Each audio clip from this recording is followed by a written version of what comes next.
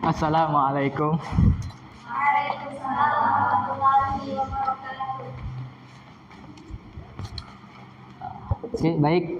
Apakah materi hari ini bisa kita mulai? Oke. Bismillahirrahmanirrahim. Assalamualaikum warahmatullahi wabarakatuh. Waalaikumsalam warahmatullahi wabarakatuh. Alhamdulillahirabbil alamin. Wassalatu wassalamu ala Rasulillah amma ba'd. Baik, bagaimana kabarnya kawan-kawan semua? Alhamdulillah. Oke, ketika saya bilang apa kabarnya, lebih baik alangkah baiknya kawan-kawan alhamdulillah luar biasa, Allahu Akbar dengan semangat. Apa kabarnya kawan-kawan semuanya? Alhamdulillah luar biasa, Allahu Akbar. Oke, baik, untuk biar lebih semangat atau lebih fokus pelajaran kita hari ini, silahkan untuk berdiri dulu semuanya.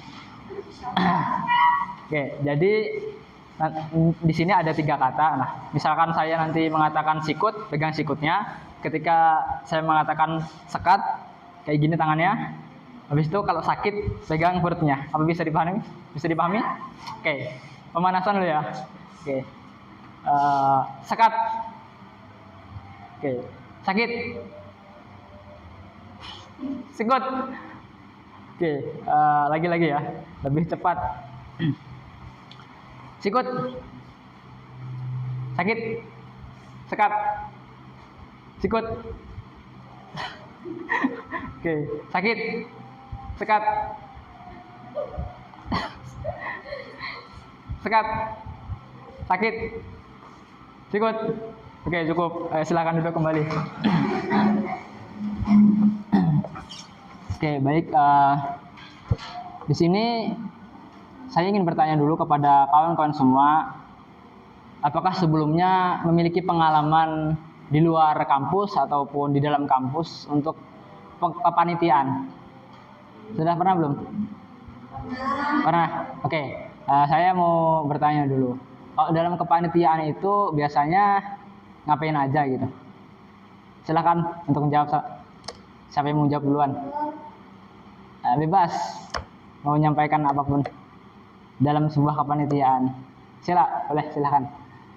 Di kepanitiaan biasanya jabat cuma sekretaris. Jadi cuma nyatat keperluan apa yang ketika rapat dicatat, terus keperluan yang akan dilakukan nanti.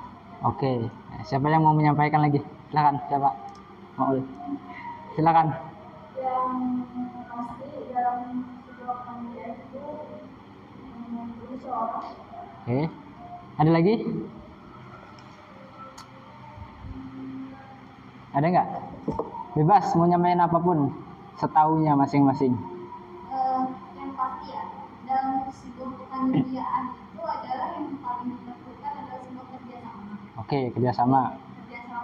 Terus kekompakan. Oke. Karena dalam kepanitiaan kan pasti mengurus suatu entah itu acara besar ataupun kecil. Oke. Ada lagi nggak? Bal, gimana Bal? Nah. Oke. Nah, jadi apa yang telah disampaikan oleh kawan-kawan semua itu tadi benar. Jadi sebuah dalam organisasi ataupun kepanitiaan di luar kampus atau di dalam kampus itu pastinya ada memerlukan yang namanya manajemen gitu. Dengan semuanya yang disebutkan kawan-kawan tadi, dengan musyawarah, habis itu ada jabatannya itu sekretaris dan sebagainya, itu salah satu kunci yang bisa menjalankan kepanitiaan itu berjalan dengan mulus itu adalah manajemen gitu. Nah, sebelum berlanjut saya untuk menyampaikan manajemen, saya ingin bertanya kepada kawan-kawan semua, ketika saya menyebutkan manajemen, apa yang muncul dalam pikiran kawan-kawan? Bebas tapi nggak boleh sama, silahkan tuliskan di papan tulis. Sebetulnya.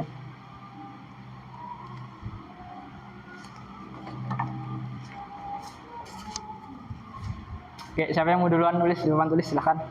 Bebas mau nulis apa ketika mendengar kata manajemen.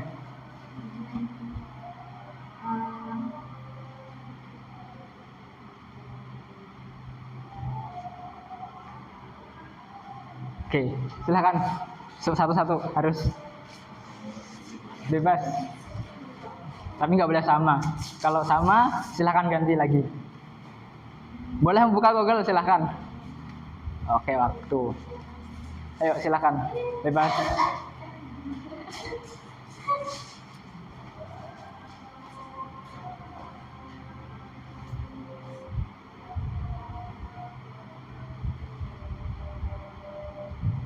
Bendaharaan, oke.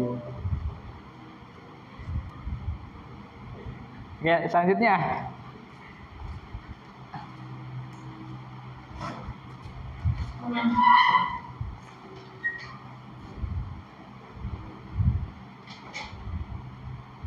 Oke, terakhir.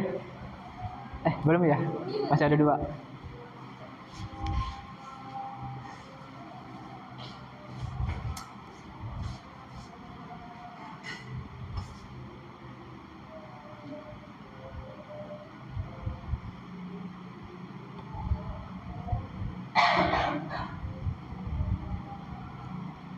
Oke, terakhir silakan.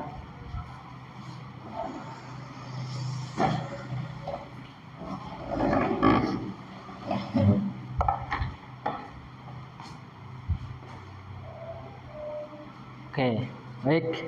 Silakan duduk.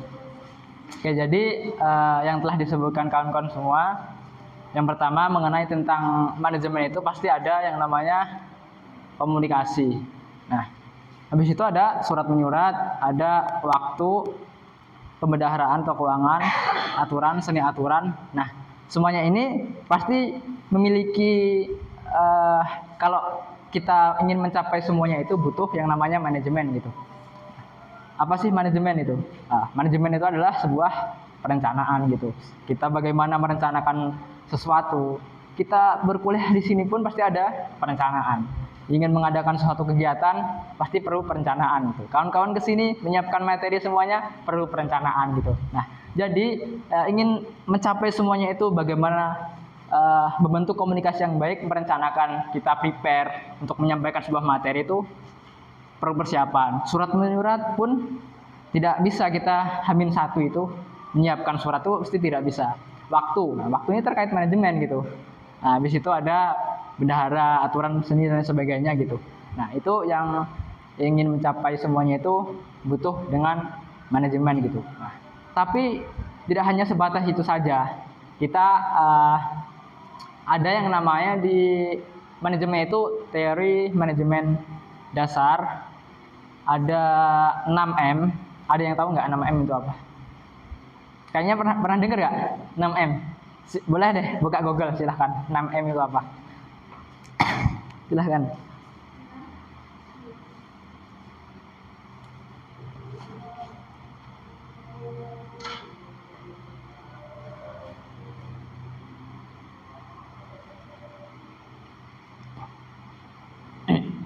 Boleh salah satu menyebutkan, silakan bacakan. Siapa mau? Belum.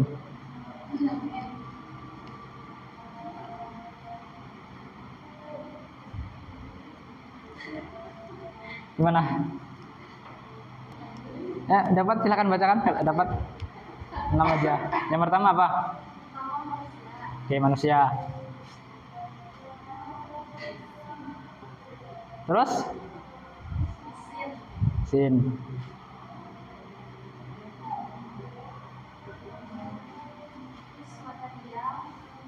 Oke, material. Selanjutnya?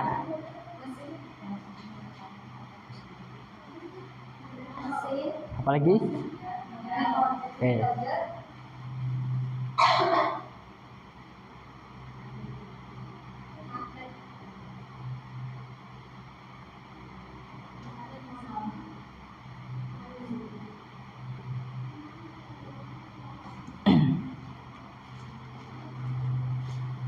Nah, di sini dalam sebuah teori manajemen itu ada yang namanya 6M. Yang mana yang pertama itu manusia, yang kedua mesin, 3 material, metode, uang, market. Nah, untuk urutannya bebas mau bagaimanapun itu urutannya. Yang penting kita bisa memahami konsep dari 6M.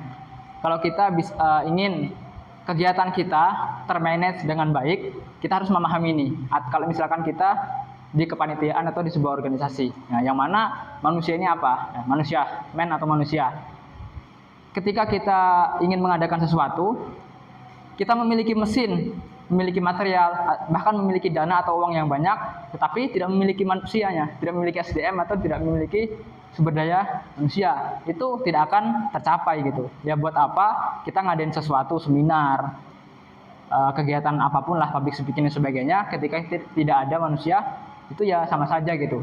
Habis itu ada yang namanya mesin gitu. Nah, mesin di sini kalau dalam kita contoh saja mengadakan seminar ya tadi, kalau manusia ini kepanitiaannya orang-orang yang ada di dalamnya SDM. Terus mesin ini bisa kita contohkan, pasti ada pendaftaran tuh di situ. Nah, pendaftarannya itu lewat apa? Google Form misalkan atau lain sebagainya, dengan kertas di print, itu salah satu mesinnya gitu. Terus di situ ada materialnya apa? Nah, material ini contohnya misalkan kita mengadakan seminar tadi, membutuhkan apa? Butuh proyektor, butuh meja, butuh mikrofon, salon, sistem dan sebagainya. Intinya semua yang dibutuhkan dalam kegiatan itu disebut material gitu. Nah, selanjutnya metode. Nah, metode ini maksudnya di sini contohnya Pak tadi kan public speaking, tadi seminar gitu. Untuk mengadakan seminar tidak mungkin hanya membutuhkan SDM serta yang mesin dan material saja. Yang ngisi seminar siapa gitu. Nah, ini metode masuknya. Misalkan dari 10 klasifikasi nih, kita misalkan dari 10 rekomendasi orang nih, ini yang cocok untuk ngisi seminar ini gitu. Nah, dari 10 itu pasti di antara kita ini sudah memiliki tema gitu, yang sesuai dengan orang yang ngisi ini siapa gitu. Nah, kita klasifikasikan dari 10 itu misalkan kita ambil 2 nih, namanya metode, masuk ke metode gitu. Habis itu ada uang. Ya, uang ini adalah salah satu yang hal terpenting dalam sebuah kepanitiaan. Kalau tidak ada uang, ada yang mengatakan tidak ada jalan, tidak terselenggarakan acaranya gitu. Tapi kita bisa minimalisir sebenarnya, tapi kita tidak membahas ke situ gitu. Nah, oke, selanjutnya di sini adalah ada market atau pasar. Maksud pasar di sini bukan pasar kita beli makanan dan sebagainya, bukan. Di sini seminar itu kita tujukan ke siapa? Kalau misalkan kita ngadakan di kampus, pasti tujuannya untuk mahasiswa. Nah, kalau misalkan kita ngadakan di luar, bebas, mau anak SMA, anak SMP, dan anak SD pun bisa misalkan. Nah, itu bebas, tergantung kesepakatan saat kita rapat gitu. Nah, ini yang dinamakan 6M, mungkin bisa kawan-kawan pahami, ataupun sebenarnya kalau hanya teori ini bingung. Nah, kalau misalkan ingin memahami, kita terjun di sana. Kita banyak sebenarnya sudah menerapkan teori-teori seperti ini, tapi kita nggak tahu ini teori apa gitu. Makanya saya di sini ingin sedikit men-sharingkan sesuatu yang sudah saya pelajari di sebuah organisasi.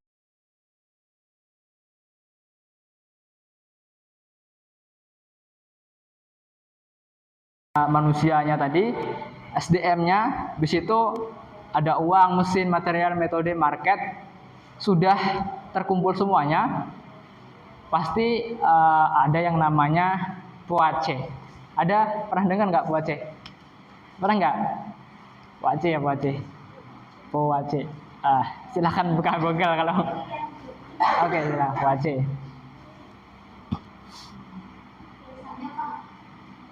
Gimana? POACE. POAC. POAC. Nah. Ketemu?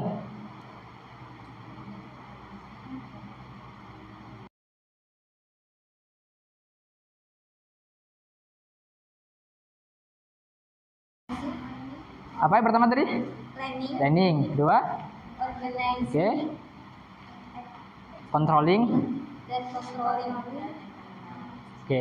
Nah, jadi POAC itu dalam sebuah kepanitiaan itu diperlukan. Tetapi kita nggak tahu apakah misalkan teman-teman ada pengalaman dalam sebuah kepanitiaan atau di organisasi ngikut nih, atau hanya ikut-ikut saja, atau hanya cuman mencari relasi tapi tidak tahu POAC ini. Nah, sebenarnya kalau kita memahami konsep ini atau teori ini, kita lebih tahu kalau kita mengadakan acara atau kegiatan itu tidak hanya langsung mengadakan saja, melainkan memiliki teknik untuk melakukannya gitu, untuk melaksanakan agar kegiatan ini efektif gitu. Tadi ada POAC.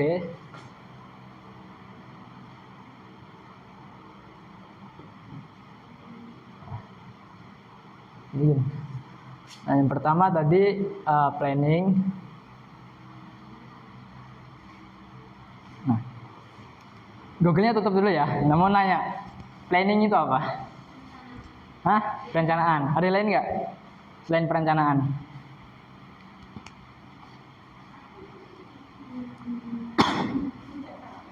Oke, kita bahas pertama dulu mengenai tentang planning. Kalau kita mengadakan kegiatan tadi, pastinya kita membutuhkan perencanaan dalam suatu apa? Ya, intinya kita menyiapkan sesuatu itu butuh yang namanya planning atau merencanakan sesuatu.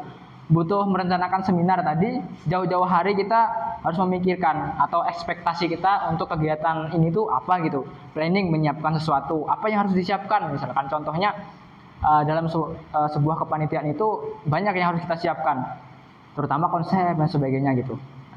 Itu yang dinamakan planning atau perencanaan gitu.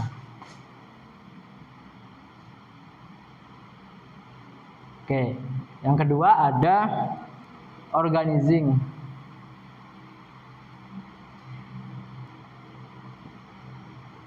Apa organizing? Persiapan gimana maksudnya? Mau nanya. Oke, persiapan. Ada lagi nggak? Apa yang dimaksud organizing? Oke, persiapan.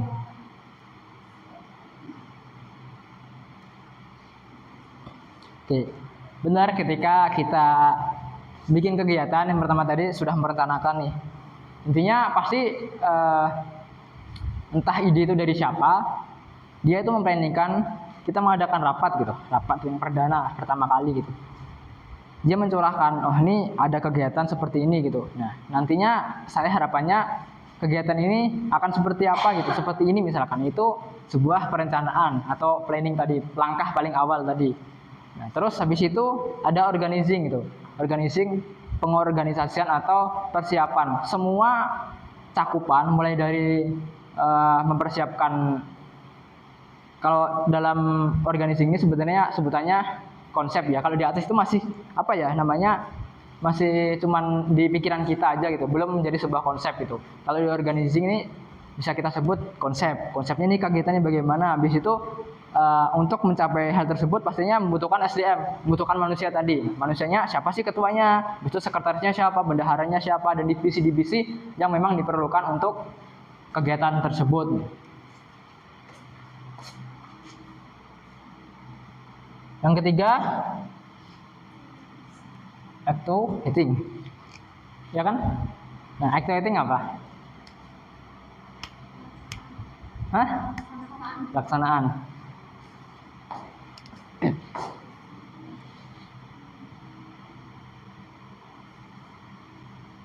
Oke.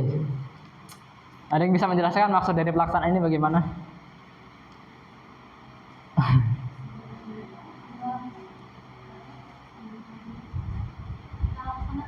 Semua yang rencana-rencana dari A sampai Z kita lakukan. Oke. Siapkan semua bahan-bahannya, kita laksanakan. Oke. Benar. Jadi ketika dua langkah tadi sudah kita jalani, terus yang ketiga itu adalah activating atau bagaimana sih pelaksanaannya, atau bahasa lainnya itu aksi. Ini sebenarnya ada dua kategori kalau saya mengategorikan, karena aksi tersebut habis membentuk panitia pasti ada yang namanya sesi humas dan sebagainya kan, mengantar surat, aksi ke lapangan, menyebar proposal itu aksi kan namanya. Pelaksanaan itu setelah menyebar surat itu di hari H-nya. Nah, tapi termasuk juga dalam kategori yang kedua itu pelaksanaan di dalam sebuah seminarnya tadi. Misalkan tadi ini sudah ada nih pematerinya siapa, narasumbernya siapa, moderatornya siapa, habis itu target atau market atau pasarnya ini siapa. Nah, setelah itu ada 4 controlling.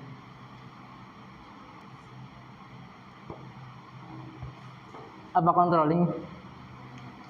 Mengawasi atau memastikan. Mengawasi atau memastikan.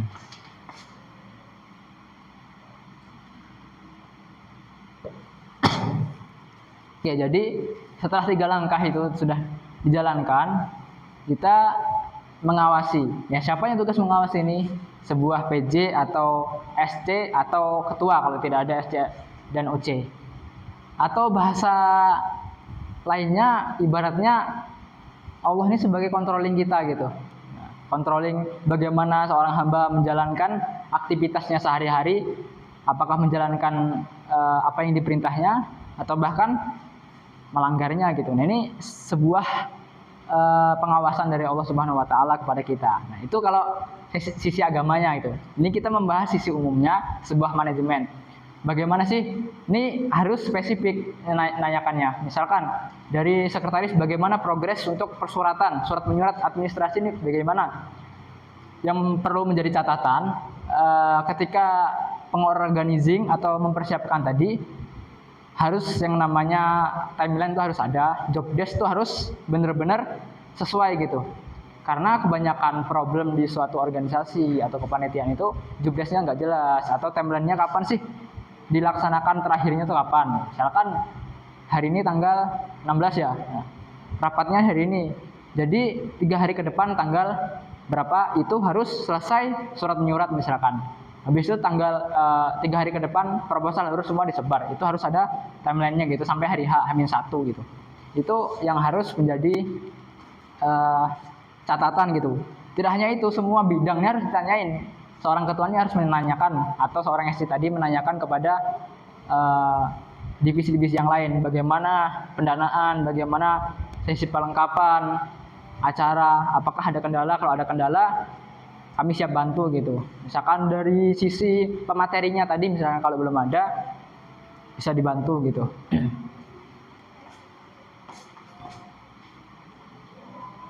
Di situ yang terakhir ada evaluating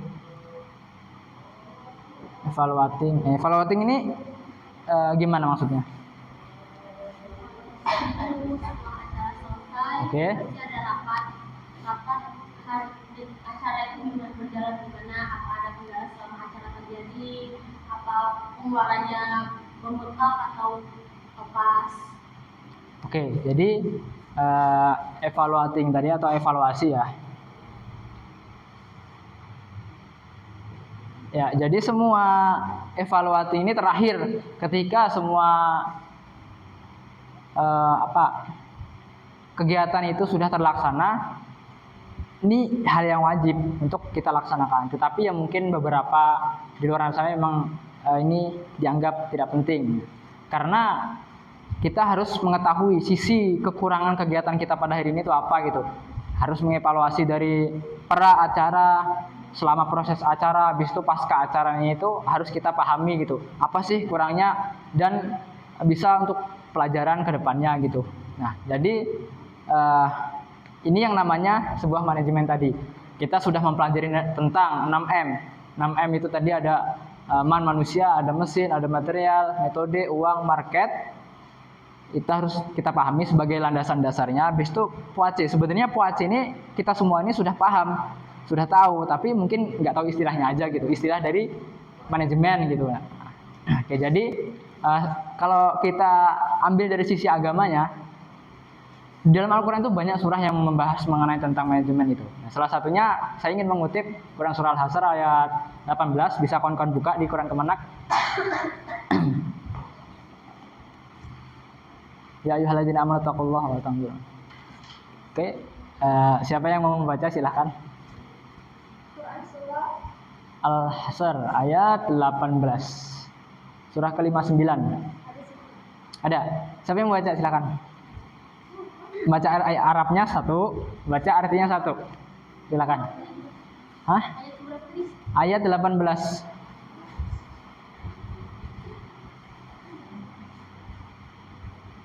Oke, siapa? Silakan.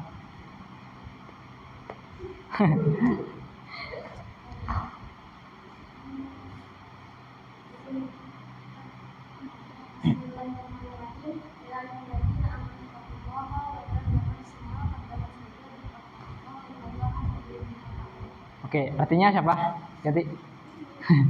Oke. Artinya, wahai orang-orang yang beriman, bertakwalah kepada Allah dan hendaklah setiap orang memperhatikan apa yang telah diperbuatnya untuk hari esok. Bertakwalah kepada Allah, sesungguhnya Allah Maha teliti terhadap apa yang kamu kerjakan. Oke, jadi sebelum ke situ saya ada sedikit ice breaking untuk kawan-kawan semua biar nggak ngantuk. Nah, clue-nya gini, pasti kayaknya ini sudah terlalu viral ya. Kalau kalian update pasti tahu. Buah dalam angka, buah adalah angka. Clue-nya itu, contoh ini, apel itu 4, tahu kan? Apel itu 4, jeruk itu 5. Bisa dipahami? Oke. Pepaya itu berapa?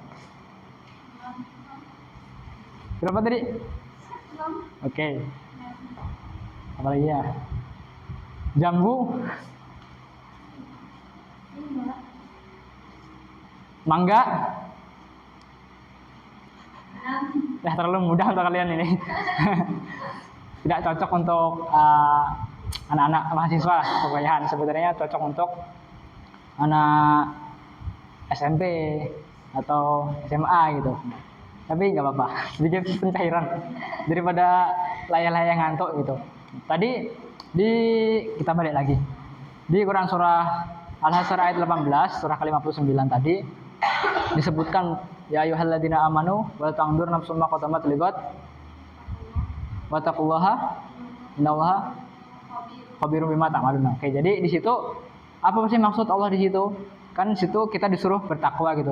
Bertakwa kepada Allah Subhanahu wa taala dan kita harus memperhatikan atas perbuatan kita yang lalu untuk hari esok bagaimana. Hari esok ini maksudnya akhirat di situ kan ya. Habis itu kan disuruh bertakwa lagi tuh. Allah ini Maha teliti atas apa yang kita perbuat. Nah, itu maksud Allah di situ. Kalau kita memahami sebenarnya banyak Al-Qur'an yang menyuruh kita memahami manajemen atau merencanakan sesuatu itu penting. Memperhatikan yang harus kita garis bawahi di situ ada 2 kata yaitu meneliti yang bawah, habis itu memperhatikan. Nah, memperhatikan apa yang telah kita berbuat kan bisa introspeksi diri. Kita ingin mengerjakan sesuatu, pasti kita membutuhkan kita harus memperhatikan kita gitu loh. Misalkan kita diperintah untuk sholat, diperintah untuk puasa dan sebagainya.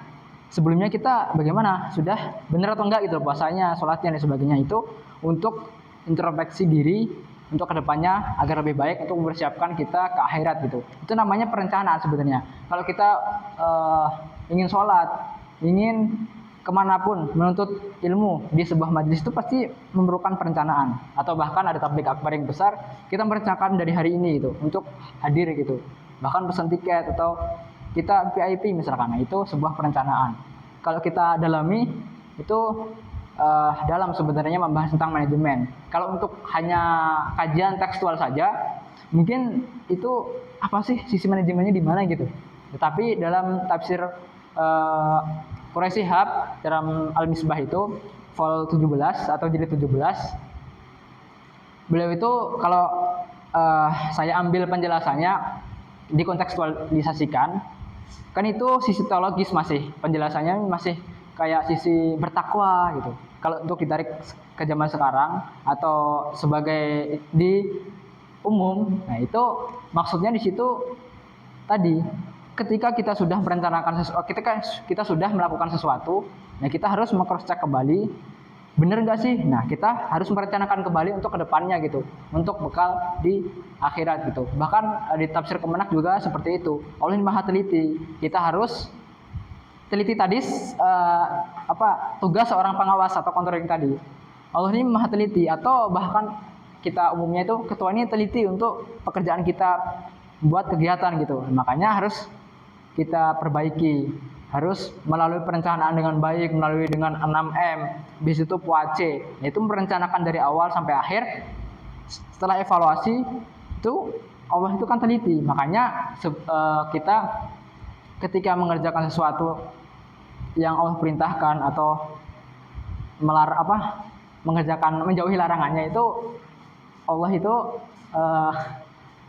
tahu gitu semuanya gitu. Makanya kita diharuskan untuk introspeksi diri, muhasabah diri gitu. Nah mungkin dari semua penjelasan itu tadi, yang dapat kita ambil kesimpulannya, kita harus memperhatikan bagaimana sih manajemen waktu itu pentingnya dalam agama Islam, yang terkadang kita lalai. Kita kuliah misalkan, pasti banyak yang telat dan sebagainya, itu pasti. Bahkan saya sendiri gitu kan ya. Walaupun tidak sering, tapi kan ada gitu. Entah ketiduran atau lupa dan sebagainya, itu problem dari seorang mahasiswa gitu.